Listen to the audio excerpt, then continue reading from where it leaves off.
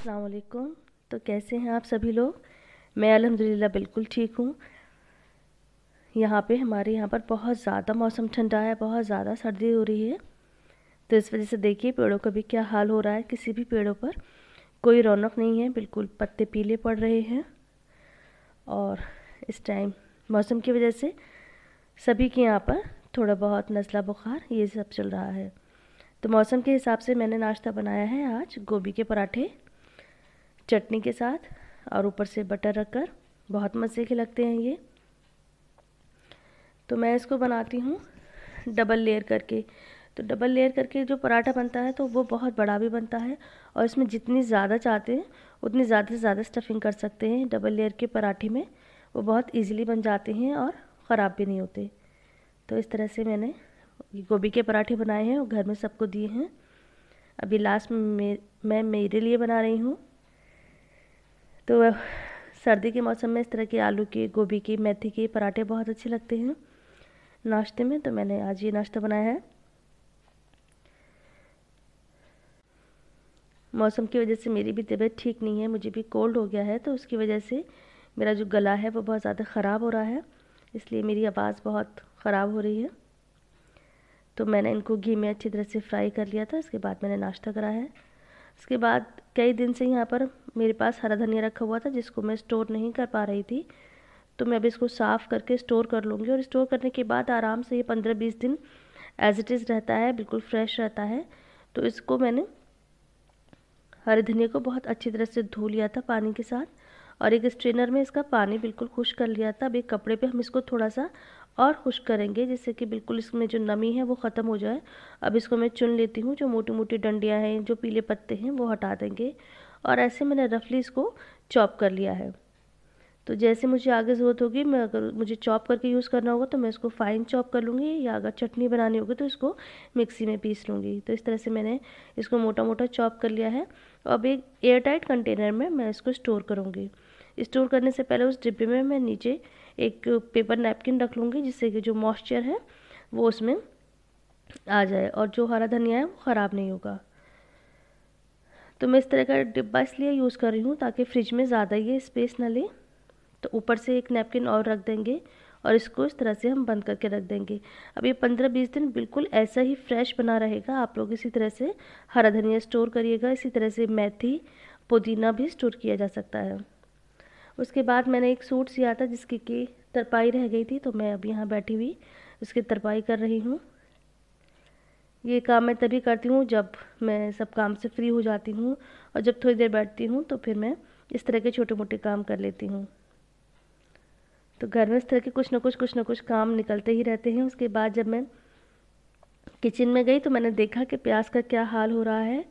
मैं कई दिन से नोटिस कर रही थी कि इसमें ये जो ग्रीन ग्रीन है ये निकल आए थे। तो अब इनको मैं काट के अलग कर लूँगी। तो ये जो ग्रीन पोर्शन है ये बिल्कुल जो स्प्रिंग अनियन की तरह से इसका टेस्ट होता है, तो मैं इसको स्प्रिंग अनियन की तरह से चिली पोटैटो या किसी चीज़ में इसको यूज़ कर लूँगी, और जो प्याज है उसको अलग कर लूँगी। तो ऐसा करने से जो प्याज है ये ख़राब नहीं होगी, वरना अंदर से बिल्कुल ख़राब हो जाती है, बिल्कुल सॉफ्ट हो जाती है।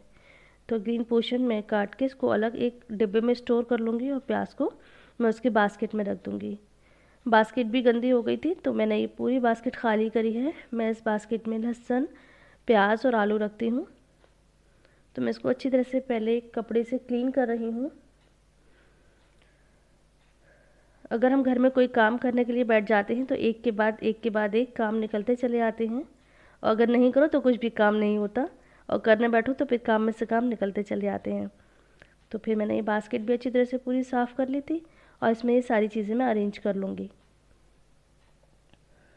इस बास्केट की जो होल हैं वो जो नेट है बड़ा है, तो मैंने पहले यहाँ पर जो शॉपर होते हैं उसकी लेयर लगा ली है। उसके बाद ये चीज़ें रखी हैं नीचे। सबसे नीचे आलू हैं, फिर प्याज है, और फिर लहसुन है। तो इस तरह से मैंने ये हिस्सा भी क्लीन कर लिया है।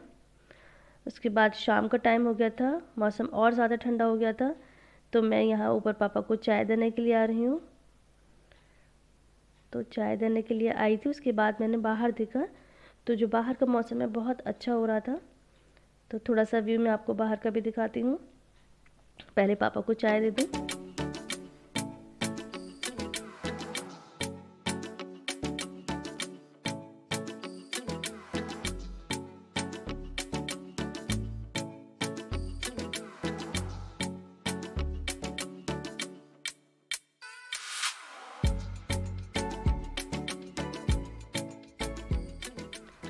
एकदम बादल से हो रहे हैं और ठंडी हवाएं चल रही हैं।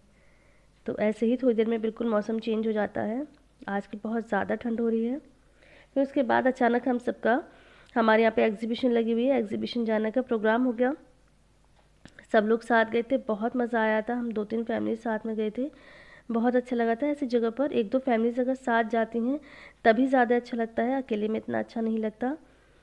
तो यहाँ पे इस एग्जीबिशन में अलग अलग स्टेट के बहुत सारे स्टॉल लगा करते हैं, बहुत सारी शॉप्स आती हैं। कश्मीर, हरियाणा, गुजरात, राजस्थान, अलग अलग जगह से अलग अलग शॉप्स आती हैं। बहुत अच्छा यहाँ पर सामान होता है और यहाँ खाने पीने की तमाम चीज़ें मिलती हैं। हम सब लोग गए थे, हमने बहुत एंजॉय करा। तो आप भी इसका लुत्फ़ उठाइए।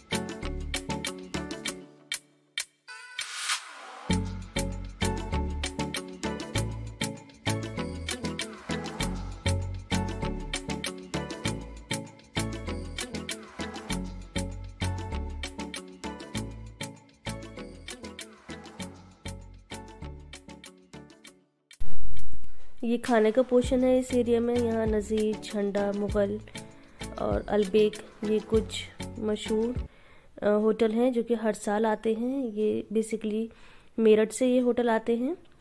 कुछ होटल दिल्ली के हैं, कुछ मेरठ के हैं। और यहाँ पे खुर्जे की क्रॉकरी मिलती है जो कि बहुत अच्छी होती है। इंशाल्लाह नेक्स्ट वीडियो में मैं शेयर करूँगी कि मैंने एग्जीबिशन से क्या क्या चीज़ें ख़रीदी हैं, मैं क्या लेकर आई हूँ। यहाँ इस एरिया का हलवा पराठा बहुत ही मशहूर होता है। तो ये वही हलवा पराठा है। ये पराठा है जो बहुत बड़े साइज़ में होता है, बहुत ही क्रिस्पी होता है और इसके साथ सूजी का हलवा सर्व किया जाता है। तो ये कॉम्बिनेशन होता है हलवा पराठे का। तो इसके साथ ही ये व्लॉग मैं बंद करती हूँ। इंशाल्लाह शेयर करूँगी नेक्स्ट वीडियो में कि मैंने यहाँ से क्या क्या शॉपिंग करी थी। मिलते हैं नेक्स्ट वीडियो के थ्रू। तब तक अपना ख्याल रखिए। अल्लाह हाफिज़।